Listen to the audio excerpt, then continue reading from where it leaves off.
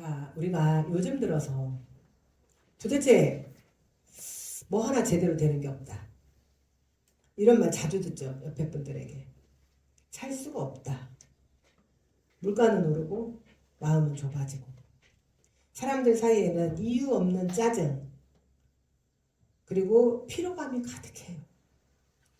믿음을 지키는 것도 또 하나님 앞에 정직하게 살아내는 것도 쉽지 않은 시대예요.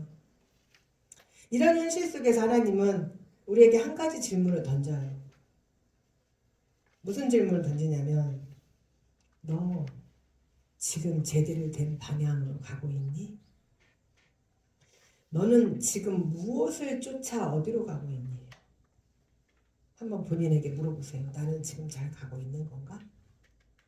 무엇을 쫓아 내가 어디로 가고 있는 건가? 요즘 아이에서 어른에 이르기까지 다 누구나 알 수 있는 인기 아이돌 BTS 다 아시죠? 네. 이 BTS의 리더가 누구예요? RM이래요, RM. 이 RM이 한 인터뷰에서 이런 말을 했어요. 사람이 떡으로만 살 것이 아니요. 이 말이 저에게 굉장히 와닿습니다. 이 청년이 기독교인지 아닌지 저는 모르겠습니다. 그런데 이 청년의 말 한마디가 많은 청년들에게 교회를 다니다가 안 다니고 있는 청년들에게 또는 교회를 예전에 졸업했던 그런 청년들에게 성경을 다시 들춰보는 역할을 하게 했어요. 또 교회를 다니지 않았던 교회를 한 번도 가보지 않았던 청년들이 교회를 가게 되고 또 성경을 들여다보는 놀라운 일이 벌어졌어요. 또 미국 프로 미식 축구 이 미국인들은 이 풋볼 이 미식 축구에 굉장히 열광을 해요. 그래서 이들은 미국인들의 이 프로 미식 축구의 결승전인 슈퍼볼 경기가 있으면 모든 일을 멈춘다고 해요. 그 경기를 관람하기 위해서. 그런데 이 슈퍼볼에서 무려 MVP 최우수 선수를 한 사람이 나왔어요. 그는 누구냐면 바로 커터 워너라는 사람이에요. 그런데 그가 그렇게 처음부터 촉망받고 뛰어난 선수는 아니었어요. 그는 젊은 시절 슈퍼마켓에서 식료품을 정리하는 그런 정말 무의미하고 큰 일도 아닌 허드렛 일. 그래서 생계를 유지하던 무명 선수였어요.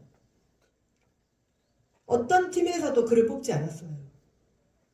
희망이라고는 하나도 보이지 않았어요. 그럼에도 불구하고 그는 먼저 하나님 앞에 그의 삶을 드리는 삶, 기도하며 훈련을 멈추지 않았고 말씀으로 묵상의 기회를 놓치지 않았어요. 그러면서 열심히 자기 일을 했어요.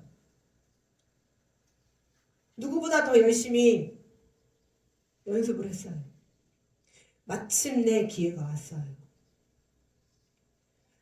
그는 세계 최고의 미국 최고의 슈퍼리그 그룹에서 뛰다가 그리고 이 슈퍼볼에서 최우수 VIP까지 이제 거머쥐게 됐어요.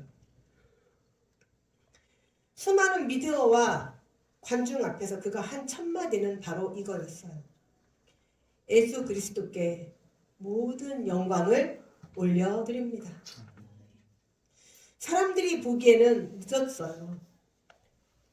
가망이 없었어요. 또 가능도 없었어요.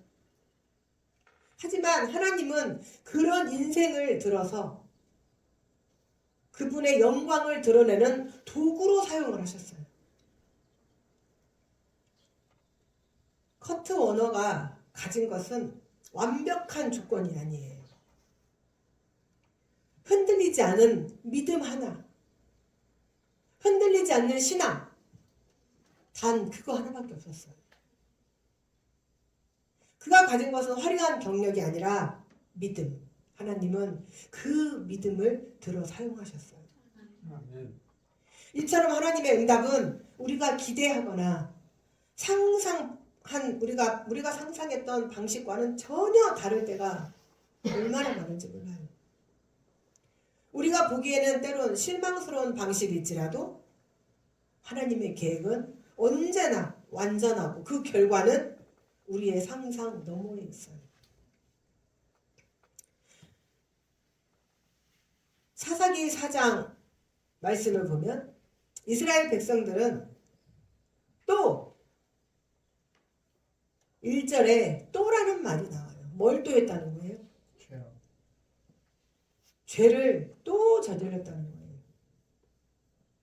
불과 온니엘을 통해서, 에봇을 통해서, 삼가를 통해서 살려놨더니 머지않아 또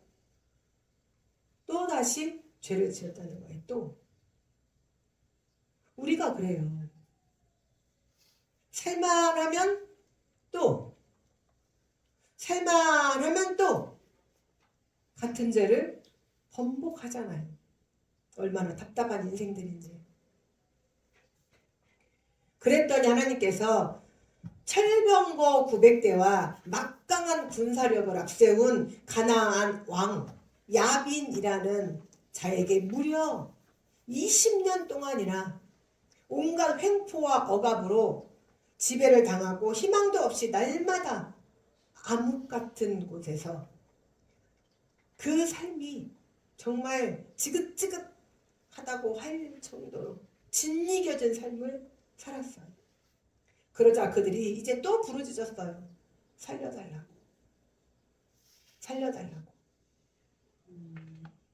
이 야빈이 얼마나 대단한 왕이냐면 갈릴리. 자, 이제 갈릴리 하면 다 아시죠? 네. 갈릴리 왕으로 머리가 아주 뛰어난 왕이었어요. 그래서 그를 누구도 선뜻 건들 수 없을 정도였어요. 얼마나 지략이 뛰어나고 막강한 군사력을 가지고 있는지 여러 개의 성읍을 가지고 있었어요. 그 땅의 다른 모든 족속들보다 강력한 왕권을 가지고 요단강 북부 또 중부 그래서 여러 나라들과 연합군을 형성해서 이스라엘을 침략하고 괴롭혔던 거예요. 이들이 몰고 온 철병거가 지금으로 보면 정말 아무것도 아니지만 당시에는 최고의 강력한 병기였어요. 오늘로 말하면 중무장 탱크 그 정도로 볼 수 있어요. 그래서 이러한 최악의 상황에서 살려달라고 외치는 이스라엘 백성들에게 하나님께서 하신 일은 무엇이었을까요? 하나님께서 엄청난 병력을 보내셔서 다 때려 눕히셨을까요? 그러면요. 겨우 여자 사사인 드보라를 앞세웠어요. 사사기에서 여자 목사님들이 가장 기가 사는 대목이 바로 여기예요. 오직 12명의 사사 중에 여자 1명 드보라. 그 당시의 여성은 어떤 존재였을까요? 우리나라도 여자가 정계, 재계에서 목소리를 낸 때가 얼마나 오래됐나요? 불과 몇 년 되지 않았어요. 그런데 이 당시의 여자는 독립된 인격체로 대우를 받지 못했어요. 심지어 당시 시대의 여성은 성전 뜰 안에 들어가지도 못했어요. 남성 우위, 철저한 남성 중심의 사회가 바로 이 고대 사회였죠. 또한 드보라는 랍비돗이라고 하는 사람의 아내이기도 하고 평범한 주부였어요. 그런데 여러분, 이 드보라가 자기의 삶에 만족하고 살았을까요? 평범한 주부이자 그냥 아내로만 만족하고 살았나요? 이 드보라는 이름의 뜻이 꿀벌이에요. 꿀벌. 꿀벌이 얼마나 부지런한가요? 꿀 한 방울을 모으기 위해서 벌이 수천 번을 왔다 갔다 한다고 해요. 그런데 자기 이름에 걸맞게 능히 한 민족을 이끌어갈 만한 지혜와 지도자적 역량을 갖추고 그리고 남보다 더 탁월하게 하나님을 경외하고 이 암담하고 희망이라고는 눈 씻고 찾아볼 수도 없는 자기 민족 앞에 하나님 앞에 민감하게 반응하고 그리고 하나님 말씀에 순종하고 하나님 앞에 기도하며 오직 자신의 방향을 하나님께 맞추고 그리고 하나님을 의지하며 나아갔어요. 하나님께서는 그런 그녀가 비록 연약한 여자이지만 드보라를 선택하셔서 그녀를 자기 민족의 재판관으로 세우시고 그리고 사사로 세우셨어요. 하나님께서 그에게 주시는 지혜와 권능이 이제 능력이 임하자 그가 종려나무 아래에 앉아 있을 때 그의 백성들이 와서 그에게 재판을 받았어요. 그녀가 정의를 세우는 자였고 무엇보다 하나님의 뜻을 분별할 수 있는 자였기 때문이에요.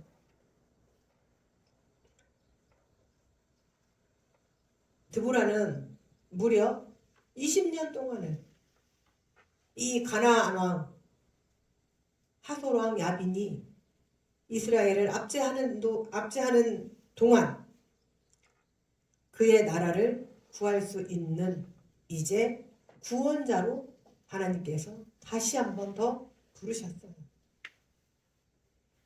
그 드보라가 자신의 인생에 하나님을 만났어요. 하나님을 온전히 찾았기에 드보라 인생의 전환점을 맞이하게 된 거예요. 만약 드보라가 자신의 삶 가운데에 머물러 있었다면 그저 그렇게 한 남자의 아내로 평범한 주부로 대충 살다가 삶을 마감하게 되었을 거예요. 사랑하는 성도 여러분, 드보라는 단지 여자였어요. 누군가의 아내였고 그리고 이름 없는 한 사람에 불과했어요. 하지만 그녀가 그 자리에서 민족의 그 억눌림, 민족이 고통을 받고 있을 때 하나님의 도구가 될 수 있었던 그 이유는 단 하나였어요. 하나님을 철저하게 의지했다는 것. 우리는 종종 하나님을 믿는다고 하면서 자신의 유기 앞에서조차 계산기를 두드리죠.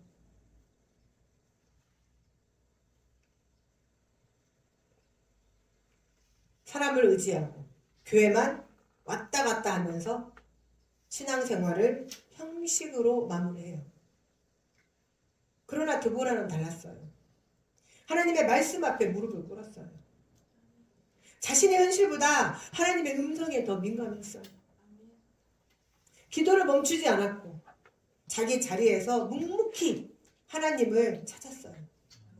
그것이 바로 방향의 전환이에요. 환경을 바꾸는 것이 아니라 내 안의 신앙의 태도, 우선순위를 완전히 바꾸는 것. 내 삶에 찌들려서 내가 바빠서 예배의 자리에 못 나오는 것이 아니라 내가 먼저 우선순위를 하나님 앞에 놓고 그리고 나머지 시간을 하나님 앞에 또 사용하는 거예요. 그게 하나님께서 원하시는 전환이에요. 사랑하는 여러분, 지금 여러분 신앙에 너무 익숙하지 않으십니까? 상황이 되면 오고 상황이 안 되면 오지 않고 예배는 드리지만 그 말씀이 내 삶의 결정에는 영향력을 주지 못하잖아요. 드보라는 신앙을 말로만 하지 않았어요. 그녀는 신앙으로 민족을 구했어요. 여러분의 신앙이 여러분의 삶을 구원하길 원합니다. 아멘. 여러분의 신앙이 여러분 주변의 사람들의 삶을 구원하길 원합니다. 아멘. 하나님은 오늘 또 그런 자를 찾고 계셔요. 말로만 믿는다고 하지 않고 하나님만을 전적으로 의지하는 사람. 그가 바로 지금 이 시대의 드보라예요.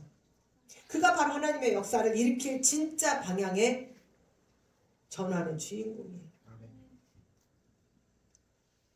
하나님은 드보라를 연약한 여자라고 내버려 두지 아니하시고 전쟁의 전면에 내세우시면서 우리 하나님은 무대포 하나님이 아니에요. 그래서 그 연약한 여자가 할 수 없는 부분을 대신해서 한 사람을 부르셨어요. 그게 누구냐면 바락이라고 하는 장군이에요. 이스라엘의 군대 장관. 바락의 뜻은 뭐냐면 바락 뭐가 어떤 생각이 나요? 다시 들어보세요. 바락. 좀만 더 가까이. 자, 바락. 하늘에서 내리는 거? 예. 벼락 하니까 뭐 같아요? 벼락. 벼락이 뭐예요? 벼락이. 그렇죠. 번개라는 뜻이에요. 이제 안 잊어버리겠죠? 벼락의 뜻이 뭐라고요? 번개라는 거예요. 번개. 이스라엘의 군대 장관으로 전쟁에 능히 경험이 많고 그리고 능력도 아주 출중한 군대 장관을 드보라에게 이제 얘기를 했어요. 바락을 데리고 가. 납달리와 스불론 자손 10,000명을 이끌고 다볼산으로 올라가라. 내가 시스라와 그의 철병거와 온 군대를 네 손에다 넘기겠다. 이렇게 약속을 하셨어요. 자, 그러면 이제 바락은 다 끝난 거 아니에요? 네. 아니, 하나님이 납달리와 스불론 자손 10,000명 이끌고 가면 다볼산을 갈 때 너에게 시스라와 철병거와 온 군대를 다 너한테 넘겨주겠대요. 그 철병거 900대 그 다음에 그 어마어마한 군대를 다 넘겨주겠대요. 그러면 이미 전쟁에 능숙한 장군이잖아요. 그러면 이미 전쟁의 승리가 다 약속됐어요. 하나님 개입하시겠다고 하셨어요. 그리고 결과까지 다 끝났어요. 이제 뭘 더 바래요. 그죠? 그러면 이 바락 장군은 어떻게 해야 돼요? 네, 알겠습니다. 받들어 충성. 그리고 바로 가면 되잖아요. 그런데 이자의 행동이 참 희한해요. 드보라에게 이렇게 말을 해요. 네, 알겠습니다. 그런데라는 건 뭐죠? 조건. 그런데라는 건 뭐예요? 조건. 그런데 드보라, 당신이 가면 나도 가고 당신이 안 가면 나 안 갑니다. 이게 뭔 소리예요 도대체. 아니 그렇게 전쟁에 능력이 출중한 군대 장관이 하나님이 다 약속하셨잖아요. 철병거 900대 그 많은 만군의 그 군대를 다 너한테 붙일게 그랬는데 그 한가 힘없는 여자에게 아마 드보라가 저처럼 생겼나 봐요. 야리야리하게. 근데도 당신이 가면 가고 안 가면 안 가겠다. 자, 우리가 얼른 들을 때 야, 뭔 이런 연약한 남자가 있냐. 전쟁은 어떻게 했대? 이런 생각이 들잖아요. 네. 그런데 이 바락이 그렇게 드보라가 가면 가고 가지 않으면 가지 않겠다고 했던 데에는 깊은 속마음이 있어요.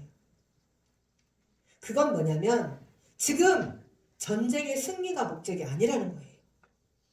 하나님이 이 싸움을 함께 하시냐 안 하시느냐 그게 중요한 거예요. 그런데 그 하나님의 영권을 누가 가지고 있어요? 누가 가지고 있어요? 드보라가 가지고 있어요. 그러니 드보라가 가야겠지 안 가야겠어요? 가야죠. 만약에 전쟁에서 이기더라도 하나님이 빠져있다면 그 승리는 아무 의미가 없다는 것이 바락의 신앙이었어요. 바락은 자신의 군사력보다도 자신의 능력보다 하나님의 사랑, 하나님의 음성, 하나님의 임재가 함께하는 자를 기준으로 전쟁에 나섰던 거예요. 이것이야말로 믿음의 방향의 전환이에요. 이들은 승리의 결과를 위해 싸웁니다. 많은 사람들이 승리의 결과만을 놓고 싸워요. 하지만 바락은 전쟁을 하는 이유가 바로 하나님의 뜻을 위해서 싸웠다는 거예요. 여러분 돈 버는 목적이 뭡니까? 잘 먹고 잘 사려고? 자식들한테 많이 물려주려고? 땅 많이 사려고? 건물 사서 건물주 노릇하려고? 여러분이 돈을 버는 목적은 하나님의 영광을 위하여예요. 그래서 또 이렇게 장학금도 막 내놓고 성교 헌금도 내놓고 전도비도 내놓고 또 우리 추수감사절 때 하나님 앞에 불의웃을 돕게 아이에서부터 어린이까지 각자 자기 이름으로 하세요. 그러면 자기 주머니 열어서 내놓고 그러라고 돈 벌으라고 하는 거예요. 우리는 잘 돼야 할 이유가 있어요. 왜요? 우리는 하나님의 자녀이기 때문에 우리를 보고 안 믿는 사람들이 저렇게 하나님 믿고 잘 됐으니 나도 믿어야겠다. 도전정신. 그런데 이제 겨우 당신이 가면 가겠다고 선언한 이 바락 장군에게도 뭐라고 말을 하냐면 두부란 이렇게 말해요. 그런데 말입니다. 바락 장군 잘 들으시오. 당신이 이번 전쟁에 가서 승리를 하더라도 그 영광은 얻지 못할 거예요. 그 영광은 어떤 한 여인의 손에 넘어갈 거예요. 그게 누구일까요? 드보라일까요? 아니에요. 좀 이따 나와요. 여러분 얼마나 많은 사람이 내가 이만큼 수고했으면 그만큼의 보상은 있어야 하지 않아? 내가 여기까지 했는데 내 이름 왜 빼냐고. 나 왜 몰라주지? 여기에서 많이 넘어가요. 내가 이렇게까지 했는데 나를 왜 몰라? 나를 왜 몰라줘? 섭섭해하고 자기 이름 하나 빠졌다고 서운해하고 그리고 자기한테 조금 서운하게 했다고 얼마나 많은 사람들이 교회를 등지고 그리고 하나님을 버립니까? 그런데 바락은 전혀 흔들리지 않아요. 그 말 앞에 침묵하거나 물러서서 그럼 나는 안 하겠어. 당신이나 마음대로 가시오. 다시는 전쟁터에서 나를 부르지 마시오. 이게 아니라 오히려 앞장서서 싸움에 나아갑니다.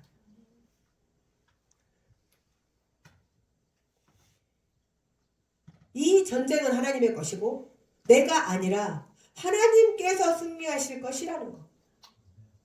그리고 자신보다 하나님의 영광이 우선이었어요. 자기는 무엇이 되든 말든 그 승리의 영광을 월계관을 자기가 쓰던 말든 상관이 없다는 거예요. 누가 영광만 받으실 수 있다면 하나님만 영광을 받으실 수 있다면 하나님의 영광이 최우선. 이름 없는 자가 되어도 하나님의 역사를 이루는 조연이 되어도 기꺼이 하나님께 순종하겠다는 거예요. 그래서 하나님은 그런 그를 잊지 않으셨어요. 그리고 하나님은 그의 이름이 다시 한번 신약에 와서 거론되게 하시죠. 바로 우리가 여기 구약만 읽을 때는 정말 바락이 그런 마음이었을까? 라고 생각하는 것을 바락의 마음이 그거였어 하고 바로 히브리서 11장의 믿음의 장에서 히브리서 11장 32절에 히브리서 기자가 이렇게 말을 하죠. 시간이 부족하리로다. 무슨 말 더하리요? 기드온, 바락. 나왔어요, 안 나왔어요? 바락. 이들의 말을 하려면 시간이 부족하대요. 기드온, 바락, 삼손, 입다, 다윗, 사무엘 이런 선지자들이 말을 하려면 시간이 부족하대요. 그만큼 이들의 믿음이 설명할수록 더욱 빛나는 믿음이다 이 말이에요. 그는 하나님의 임재를 택한 자예요. 자신보다 하나님의 영광을 먼저 둔 자.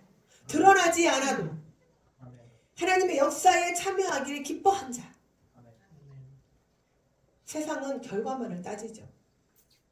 그런데 세상은 또 보상을 따져요. 결과가 있으면 보상도 있어야 돼요. 하지만 하나님은 그 사람의 우선순위가 어디에 있느냐를 따지세요. 바락은 자기 우선의 싸움에서 하나님 우선의 싸움으로 방향을 전환했던 사람이에요. 그 방향 전환 하나로 이스라엘 역사를 바꾸는 주인공이 됐어요. 그리고 하나님의 책에 이름이 2번이나 기록된 사람으로 길이길이 남았죠. 사랑하는 주여밖에 성도 여러분, 여러분의 우선순위는 어디에 있습니까? 여러분의 직장이 먼저입니까? 여러분의 돈벌이가 먼저입니까? 여러분의 삶이 먼저입니까? 자식이 먼저입니까? 남편이 먼저입니까? 아내가 먼저입니까? 부모가 먼저입니까? 손자, 손녀가 먼저입니까? 여러분의 우선순위가 어디 있나요? 여러분의 우선순위를 지금 여러분의 삶이 바뀌지 않는다면 여러분 우선순위를 바꾸라는 거예요. 그거 한번 해보라는 거예요. 왜요? 말씀이 증거하고 있으니까. 자, 드보라가 바락 장군에게 네가 전쟁에 나가서 이기더라도 이제 그 승리의 영광은 네가 갖는 것이 아니라 어떤 한 여인에게 돌아갈 거야. 그 한 여인이 지금 나와요. 그 한 여인이 바로 누구냐면 야엘이라고 하는 여자예요. 이제 바락 장군의 그 출중한 전술과 그 능력으로 이제 싸움이 승승장구하고 이제 싸움의 막바지에 들어갔어요. 그러자 그 어마어마한 막강한 철병거의 장수였던 시스라가 이제 도망을 가요. 그 900대의 철병거를 다 버리고 군사들도 다 버리고 자기 목숨 하나 살겠다고 도망을 가는데 하필 도망을 간 것이 바로 누구네 집이다? 이 야엘의 집으로 도망을 가요.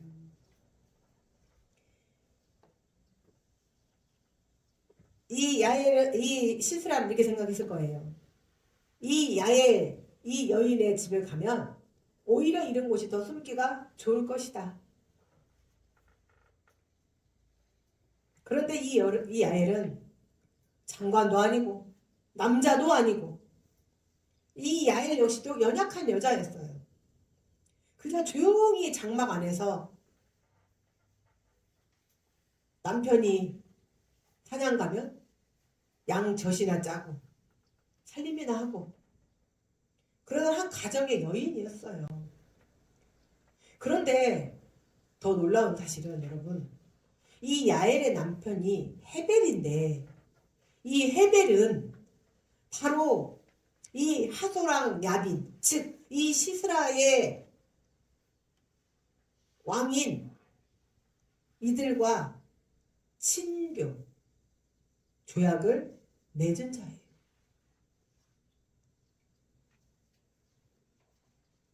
너무 아이러니하죠. 평화조약을 맺었어요. 정치적으로도 중립의 위치에 있어요. 자신과 가족을 보호하기 위해서라면 이제 시스라를 숨겨주는 것이 더 지혜로울 거예요. 사랑하는 주여밖에 성도 여러분, 여러분들은 세상과 교회와 중립의 위치에 있지 않나요? 한 발은 세상에, 한 발은 교회에. 지금 영적으로 이 하수랑 야빈이나 가나안 왕이나 이 시스라는 세상이에요. 세상. 자, 이 야엘이 살으려면 세상을 택해야 할까요? 하나님을 택해야 할까요?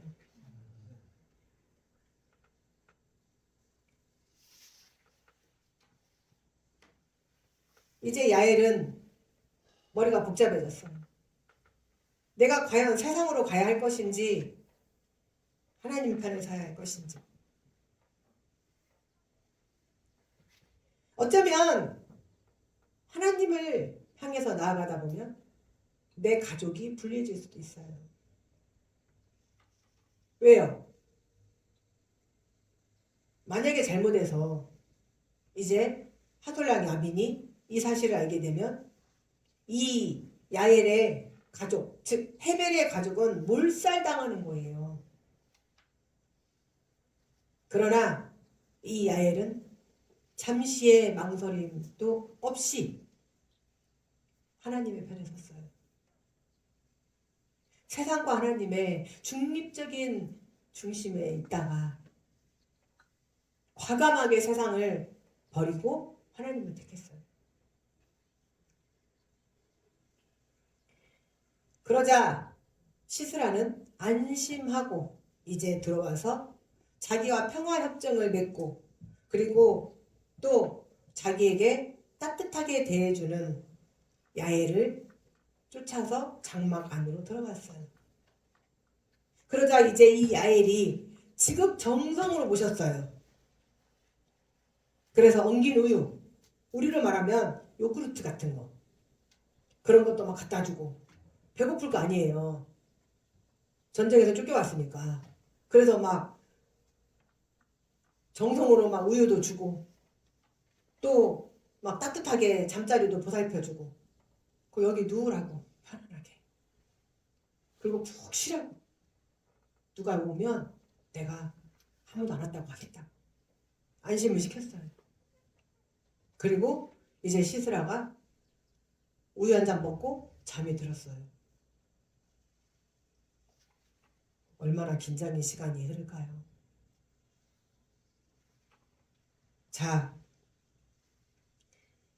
구사 일생으로 자기 혼자 살아서 자기 어떻게 보면 아군이잖아요. 평화협정이니까. 그래도 아군이라고 생각하는 이 집에 와서 눕자 긴장이 풀어지면서 스르르르 깊은 잠에 빠져버렸어요.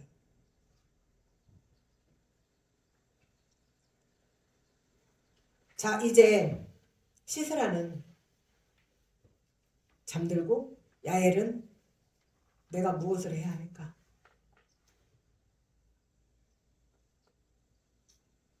세상이 아닌 나의 유익을 구하는 것이 아닌 하나님을 선택하고 내가 하나님 앞에 서려면 내가 무엇을 해야 할까?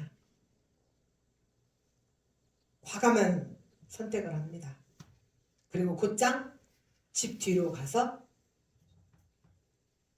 항상 자기 남편이 무엇을 할 때 쓰던 망치와 말뚝을 들고 와요. 그리고 이 적장인 시스라의 머리맡으로 살금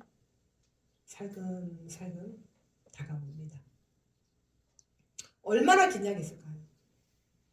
여러분 저는 이 성경을 읽을 때마다 야엘의 입장이 한 번씩 돼봤어요. 제가 성경을 읽을 때는 어떻게 하라고 그랬어요? 그 속으로 들어가라 그랬죠. 성경은 거룩한 책이다. 성경은 시끄러운 책이다. 그 삶의 속으로 들어가라 그랬잖아요. 저는 이 사사기를 읽을 때마다 야엘의 입장이 한번 돼봐요. 과연 나라면 어떻게 했을까? 과연 나라면 야엘처럼 망치와 말뚝을 갖고 와서 그 적장의 머리에 박을 생각을 했을까? 쥐새끼 한 마리만 봐도 소리를 지르고 큰 벌레만 봐도 오만 오도 방정을 다 떠는데 어떻게 할 수 있습니까? 우리는 너무 쉽게 생각을 해요. 성경을 읽으면서 아, 야엘이 말뚝을 박았구나. 적장 시스라의 머리에 말뚝 박았구나. 너무 쉽게 생각을 해요. 그런데 조금만 깊이 생각해 보자는 거예요. 이 야엘은 민간인도 아니고 적장의 장군이에요. 장군. 이가 대고 망치를 드는 순간 눈을 조금만 뜬다 하더라도 그 남자의 한 합위에 이 여자는 죽임을 당할 수도 있어요. 결코 쉽지 않은 일이에요. 아니 어쩌면 목숨을 걸어야 할 정도로 긴박했을 거예요. 아마 이게 드라마였다면 드라마 작가나 PD나 아마 이랬을 거예요. 야엘이 살금살금 다가와서 말뚝을 들고 망치를 드는 순간 다음 기회에 얼마나 긴장이 넘치면 얼마나 스릴이 넘치면 그런데 이 긴박 숨막힌 이 무서운 순간에 게다가 연약한 여자가 얼마나 힘껏 내리쳐야 남자의 머리에 말뚝을 박을 수 있을까요? 이것은 바로 내가 하나님을 선택하는 것이 결코 쉽지 않다는 거예요. 내가 세상을 버리고 하나님을 선택하는 것이 결코 쉽지 않다는 것. 내가 하나님을 선택하기 위해서는 내 생의 모든 것을 포기하는 용기가 필요하다는 거예요. 나를 포기해야 하고 때로는 나의 삶을 포기를 해야 하고 그때에 나의 삶의 방향의 전환이 이루어진다는 거예요. 남 하는 대로 다 하면서 어떻게 하나님을 향한 방향의 전환을 이룬다 할 수 있겠냐 이 말이에요. 나의 모든 것을 때로는 죽을 것 같은 두려움 상황에서 포기하지 않고 하나님을 선택하는 것, 바로 이것이 여러분의 방향 전환이에요. 아멘. 그런데 사랑하는 여러분, 하나님은 이렇게 죽기 살기로 나아가는 자들을 절대로 가만히 두고 보시지 않으신다는 거예요. 그리고 반드시 승리의 깃발을 꼽으신다는 거예요. 아멘. 사랑하는 성산 주여밖에 성도 여러분, 언제까지 그렇게 사시렵니까? 언제까지 꽉 막힌 현실 속에서 허둥지둥 쩔쩔매면서 믿음의 선진들이 성경이 증명을 하고 있지 않습니까? 하나님 앞에 모든 것을 맡기고 나아가봐라. 너의 삶의 방향을 전환하고 그리고 이제 하나님께 네 시계를 맞추어라. 세상의 시계를 맞추지 말고 하나님께 네 시계를 맞추어라. 네 모든 알람을 하나님께 맞추어라. 그래서 알람이 울리면 두말 없이 가는 거예요.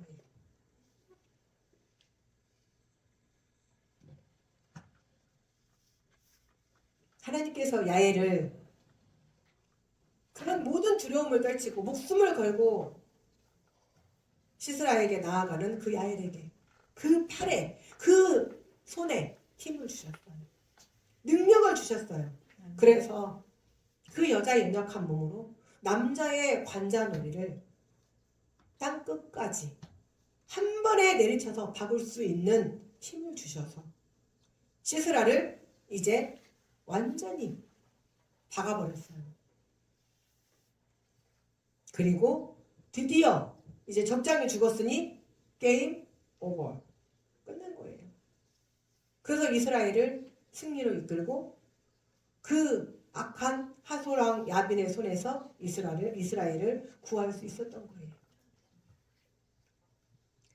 드보라가 다음 장에 5장에서 이렇게 이 야엘을 찬양을 해요.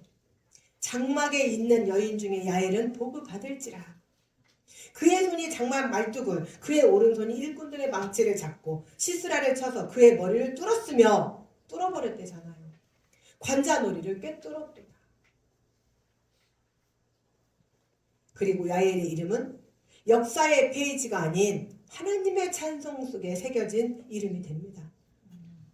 사랑하는 주밖의 성도 여러분, 오늘 말씀을 통해서 드보라가 바락과 야엘, 이 세 사람이 과연 어떻게 하나님 앞에 자신의 시계를 맞추고 자신의 중심을 놓고 그리고 방향 전환을 해서 하나님 앞에 영광을 받았는지, 그렇다면 우리는 어떻게 해야 되겠습니까?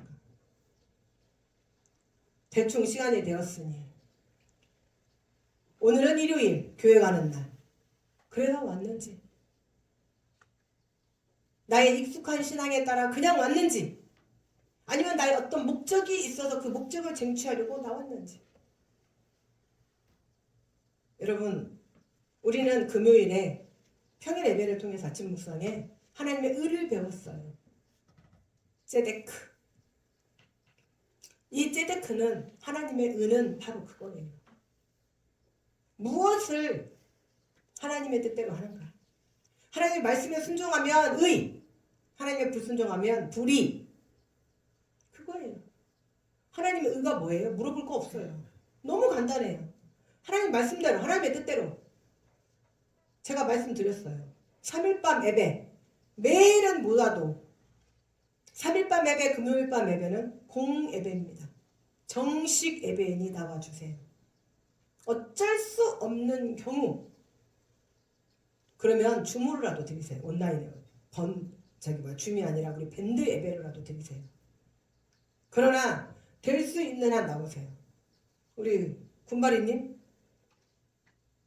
밴드로 드리세요. 그리고 멀리에 있는 분들도 밴드로 드리세요. 그리고 나오실 수 있는 분들은 나오세요.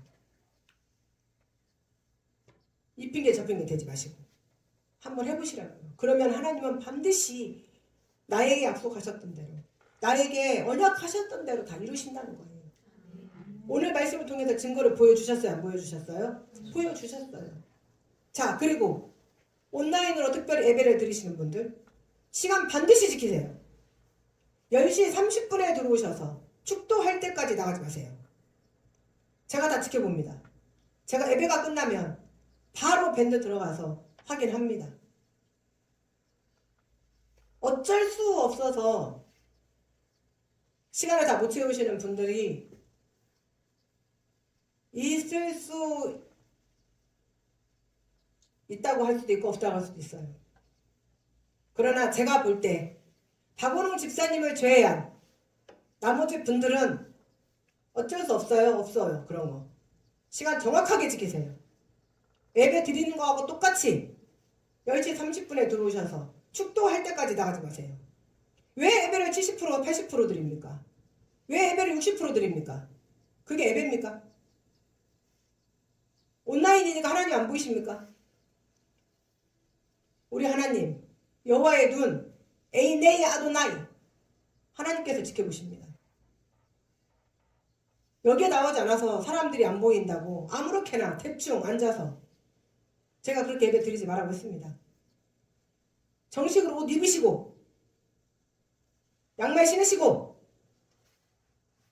그리고 거룩하게 하나님 앞에 딱 앉으셔서 그리고 예배 드리십시오. 하나님의 눈이 우리를 보고 있다고 생각한다면 절대로 허투루 예배 못 드립니다. 그렇게 우리가 방향을 전환을 했을 때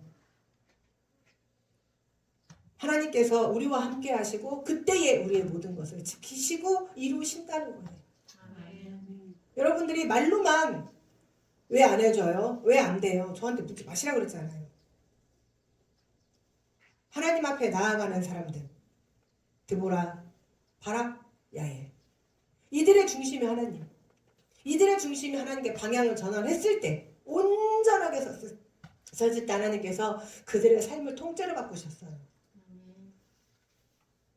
우리는 세상과 하나님 사이를 저울질하고 하나님은 믿지만 내 방법도 좀 써보자고 하면서 이쪽 저쪽 발 담그고 그러고 살아가고 있지 않습니까? 예배는 드리지만 실제는 세상 편에 있지 않습니까? 눈앞의 유익, 편안함, 사람의 시선에 따라 하나님께 드려야 할 자리를 다른 곳으로 채우고 있지 않으신가요? 그리고 하나님 앞에 나와 올 수 없으면 온갖 핑계 다 대고 있잖아요. 사랑하는 성도 여러분, 지금은 바로 방향을 바꿀 때예요. 이제 바꾸십시오. 너희는 여호와를 만날 때에 찾으라. 가까이 계실 때 그를 부르라고 했어요. 지금 멈추세요. 그리고 하나님이 함께 하시는 쪽으로, 하나님의 뜻이 있는 쪽으로, 하나님의 임재가 기다리고 있는 쪽으로 여러분의 방향의 키를 조금이 아니라 확 틀으십시오. 그러면 18의 말씀처럼 너희 길을 여호와께 맡기라. 그리하면 그가 이루신답니다. 그러면 하나님께서는 여러분의 삶을 절대로 외면하지 않으시고 오늘 여러분이 내리시는 그 방향 전환의 결단 곧 하나님의 역사로 이루어질 것입니다. 반드시 꼭 믿으십니까? 사랑하는 성도 여러분, 이제 우리 함께 오늘 들은 말씀을 깊게 새기면서 결단 찬양으로 하나님께 우리의 삶의 방향을 고백하는 시간 갖도록 하겠습니다.